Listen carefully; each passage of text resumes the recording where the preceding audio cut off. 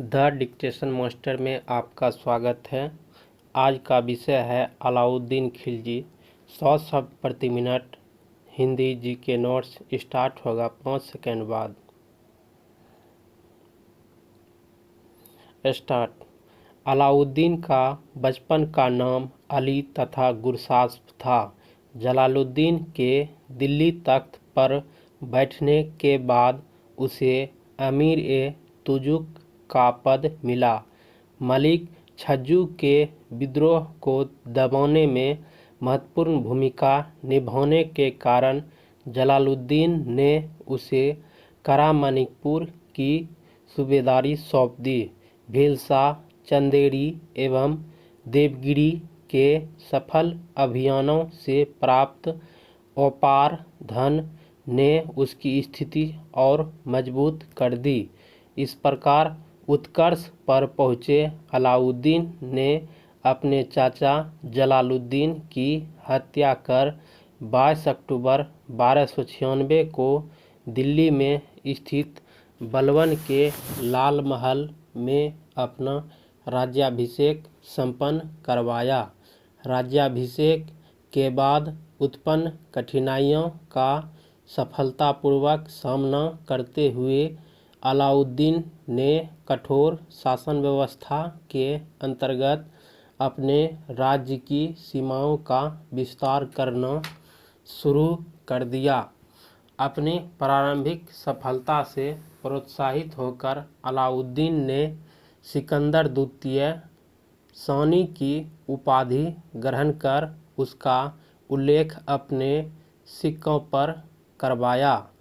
उसने विश्व विजय एवं एक नवीन धर्म को स्थापित करने के अपने विचार को अपने मित्र एवं दिल्ली के कोतवाल अलाउल मुल्क के समझाने पर त्याग दिया।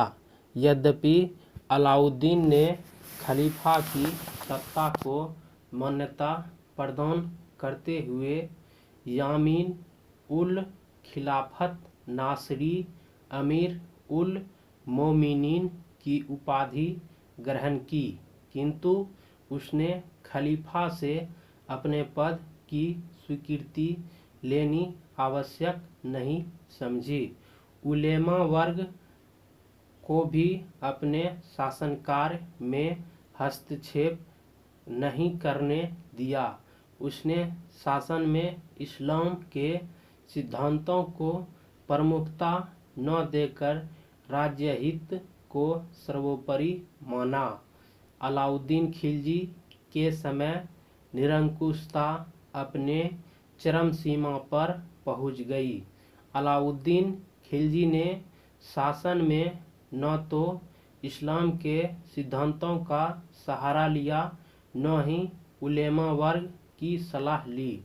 अलाउद्दीन खिलजी के राज्य में कुछ विद्रोह हुए, जिनमें 1299 ईस्वी में गुजरात के सफल अभियान में प्राप्त धन के बंटवारे को लेकर नवीन मुसलमानों द्वारा किए गए विद्रोह का दमन नुसरत खां ने किया।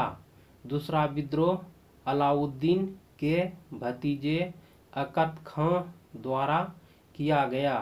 उसने मंगोल मुसलमानों के सहयोग से अलाउद्दीन पर प्राणघातक हमला किया, जिसके बदले में उसे पकड़कर मार दिया गया। तीसरा विद्रोह अलाउद्दीन की बहन के लड़के मलिक उमर एवं मंगू खां ने किया, पर इन दोनों को हराकर उनकी हत्या कर दी गई। चौथा विद्रोह दिल्ली के हाजी मौला द्वारा किया गया, जिसका दमन सरकार हमीदुद्दीन ने किया। इस प्रकार इन सभी विद्रोहों को सफलतापूर्वक दबा दिया गया। अलाउद्दीन ने तुर्क अमीरों द्वारा किए जाने वाले विद्रोहों के कारणों का अध्ययन कर उन कारणों को समाप्त करने के लिए 4 अध्यादेश जारी किए। प्रथम अध्यादेश के अंतर्गत अलाउद्दीन ने दान, उपहार एवं पेंशन के रूप में अमीरों को दी गई भूमि को जब्त कर उस पर अधिकाधिक कर लगा दिया, जिससे उनके पास धनाभाव हो गया। द्वितीय अध्यादेश के अंतर्गत अलाउद्दीन ने गुप्तचर विभाग को संगठित कर बरीद एवं मुनहीन की नियुक्ति की। तृतीय अध्यादेश के अंतर्गत अलाउद्दीन ने मद्य निषेध, भांग खाने एवं जुआ खेलने पर पूर्ण प्रतिबंध लगा दिया।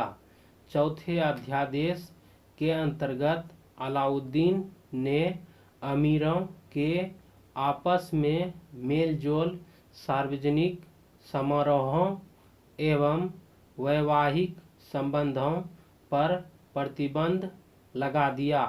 सुल्तान द्वारा लाए गए ये चारों अध्यादेश पूर्णतः सफल रहे।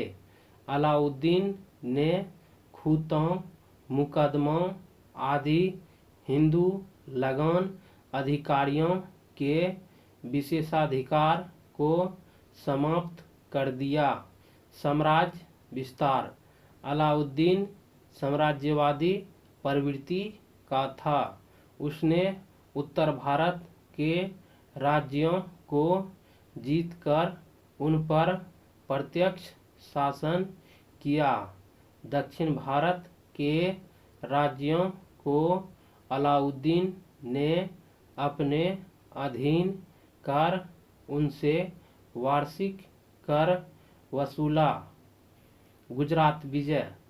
1298 ईस्वी में अलाउद्दीन ने उलुग खां एवं नुसरत खां को गुजरात विजय के लिए भेजा।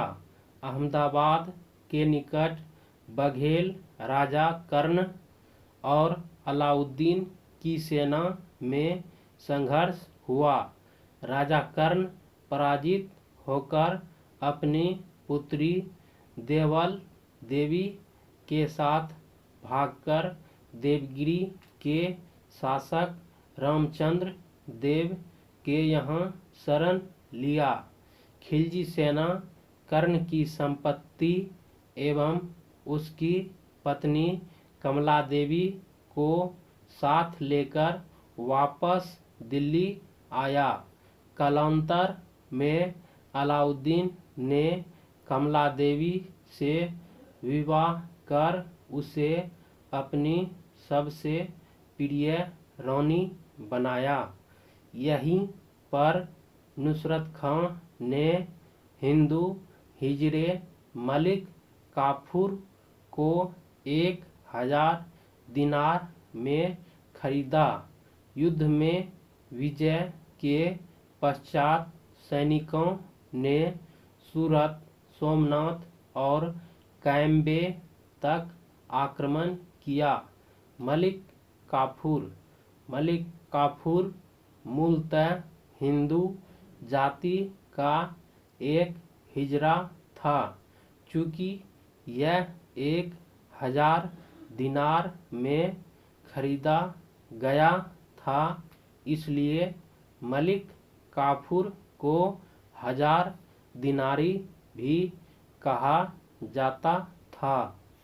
नुसरत खां ने उसे खरीदकर 1298 ईस्वी में गुजरात विजय से वापस जाने पर सुल्तान अलाउद्दीन के समक्ष तोहफे के रूप में प्रस्तुत किया।